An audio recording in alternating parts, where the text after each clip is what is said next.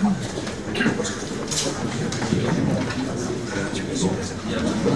à tous pour cette séance un peu originale. J'excuse notre secrétaire, donc je le vois qui arrive, voilà. C'est une initiative du bureau de cette année d'avoir fait cette séance particulière de transition entre la présidence 2018 et la présidence 2019 et d'accueil des membres élus cette année comme titulaires libres et associés. Les membres d'honneur étant accueillis l'année dernière, la séance solennelle la semaine il y a 15 jours. Alors cette séance est donc un peu originale. Nous allons avoir deux conférences, une conférence inaugurale, et je remercie M. Laurent Pernaut de Strasbourg de nous faire une conférence dont vous avez vu le titre, c'est le sous-entendu, une dimension de la communication, de la rhétorique antique aux usages modernes. On va savoir et apprendre comment il faudra qu'on parle après votre conférence. Et une conférence de clôture qui sera faite par Romain Millet, qui parlera de Louis-Ferdinand Céline, qui est à la fois malade et qui est à la fois médecin. Entre-temps, nous accueillerons les différents membres titulaires. Et avant de commencer cette séance, je voudrais remercier une dernière fois Gérard Pascal et Jean-Marc Michel, qui sont les secrétaires annuels. Et ça sera le dernière conférence, Gérard, si tu veux t'avancer.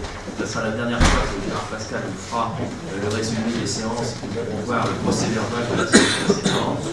Et les deux secrétaires annuels de séance sont, je ne sais pas s'ils sont ici, je crois si j'ai vu Cossard, mais je n'ai pas vu ici, je le vois.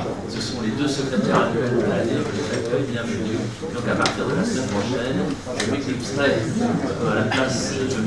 pour laisser la place à Xavier Martin, qui est donc le nouveau président qui a été élu, et Hubert Joannet qui remplacera, avec sûrement beaucoup de difficultés, notre secrétaire Philippe Marc, qui aura fait ses 6 ans, si je puis dire, comme secrétaire.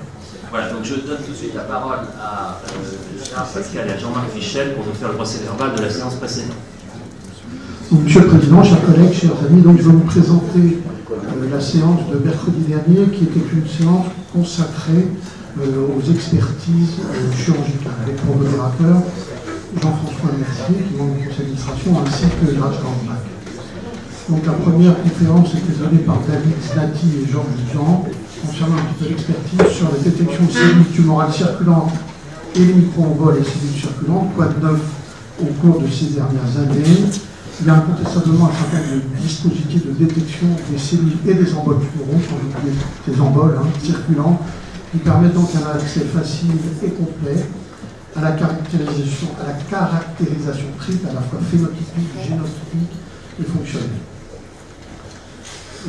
Raj Gambach a posé la question de savoir si toutes les tumeurs solides ont des cellules circulantes. La réponse est non. Donc on ne peut pas se fier à leur détection spécifique pour le dépistage du cancer.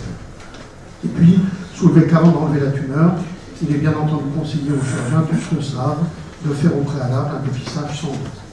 Ça rejoint les commentaires de Bernard Lobel, où malgré une exégèse atraumatique, faire passer des cellules circulantes est un désespoir pour les chirurgiens oncologiques. Et enfin, il dit qu'il n'est pas prouvé que les cellules circulantes avec biomarqueurs positifs soient pathogènes, qui va dans le sens de la non-spécificité totale. Après un certain nombre d'études de cas cliniques, les uns concernant la chirurgie bariatrique par Philippe Binois et l'autre concernant la chirurgie générale et viscérale abdominale par Christian Beillard, donc concernant les expertises dans ces domaines. Et il ressort donc de ces analyses 4 éléments principaux. Premièrement, ce qui justifie le plus les plaintes, c'est le manque d'information. Ensuite vient le défaut de respect des indications opératoires, le défaut de suivi avec retard au diagnostic des complications et finalement plus rarement un défaut technique. Ce qui a suscité un certain nombre de questions, vous voyez, de François Dubois. Les experts sont-ils désignés sur des critères d'expérience? J'ai dit non, en fait on dira plutôt pas toujours.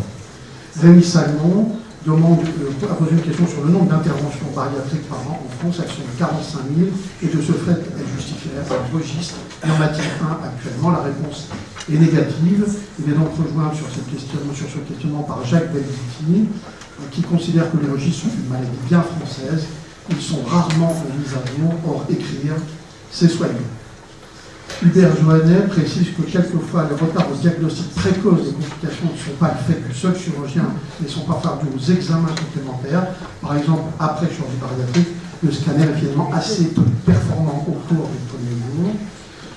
Breil souligne que la chirurgie bariatrique est une spécialité finalement assez récente, dont l'expertise devrait être faite par des chirurgiens en cours d'exercice. Une question de Richard Guizet sur la judiciarisation. A-t-elle modifié le comportement des chirurgiens? Eh bien oui, c'est parfois en négatif quand ça modifie leur attitude un peu trop sur la défensive, le principe du moindre risque, ou parfois positivement, par exemple pour le suivi des patients. Et enfin, Henri Coudane, la meilleure prévention, c'est la communication. Et pour répondre à la toute première question, en fait, lui pense que de plus en plus d'experts sont compétents et diplômés.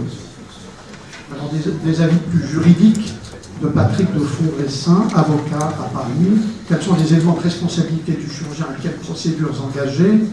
La responsabilité pénale du chirurgien doit aller au-delà de la présomption sur son savoir professionnel, mais il doit bénéficier de la présomption d'innocence. C'est la conscience qui est le maître mot dans un monde de désinformation qui concerne aussi bien entendu l'expert. Alain Legout, premier avocat général de la Cour de cassation de Paris, mise en jeu de la responsabilité chirurgicale pénale, quelle indemnisation?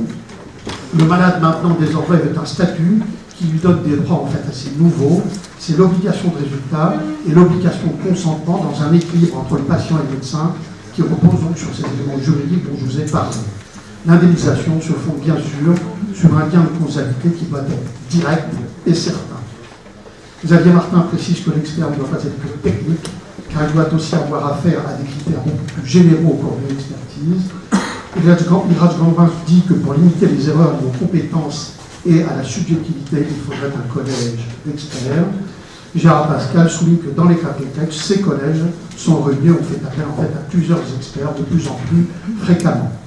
Laurent Sedel, peut-on récuser un expert? Oui, c'est tout à fait possible, mais vaut mieux le faire le plus tôt possible, évidemment, pour éviter les éléments de subjectivité dans la procédure, donc, et si possible, bien sûr, toujours avant que le jugement soit prononcé. Enfin, Henri Coudane, peut-il y avoir des condamnations pénales pour défaut d'information? Non, pas à l'heure actuelle, mais il est possible que dans un avenir proche, ça puisse survenir. Je vous remercie. Merci beaucoup Gérard Pascal pour ce procès verbal. Est-ce qu'il y a des commentaires, des questions? Donc on va considérer que ce procès verbal est adopté à l'unanimité. Et au nom de toute l'Académie, je voulais encore vous remercier pour votre secrétariat annuel et vous encourager pour devenir des membres très assidus de notre compagnie. C'est de vous être obligé, même si vous êtes plus secrétaire, de faire toutes les semaines.